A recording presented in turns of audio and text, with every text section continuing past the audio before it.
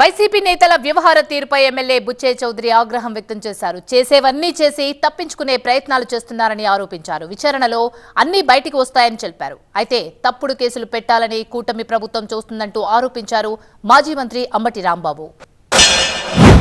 Anantha Babu morphing తీసుకొచ్చి ఇంటికాడ పడేసి వెళ్ళాడు కదా, బయటకు వచ్చేటప్పుడు నూడ్లు అది మార్పింగ్ చేసే పనులు చేస్తారు.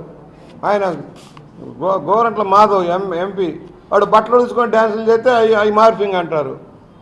ఒళ్ళు బలిసి కొట్టుకున్నారు వీళ్ళందరూ, ఒళ్ళు బలిసి. విచారణలు జరుగుతున్నాయి, ఒక్కొక్కటి బయటకు వస్తుంది, దొంగలు బయటకు వస్తున్నారు.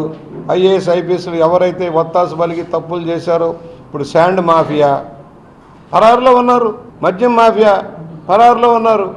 రామచిలక ప్రాణం ఎక్కడ ఉందంటే చెట్టు కొమ్మకి చివరికి వెళ్ళినట్టే. ఇప్పుడు అసలు చివరికి వచ్చాడు జగన్మోహన్ రెడ్డి కల్పిరిట్టు. దువ్వాడ సీను, అనంతబాబు, లేకపోతే నా మీద పెట్టి కేసు, నా మీద పెట్టి ఏంటి నాకు అర్థం కాల. గాలిలో బీగడం తప్ప ఏమైనా ఉందా? దువ్వాడ సీన్ అందరికి తెలిసిన విషయమే కదా.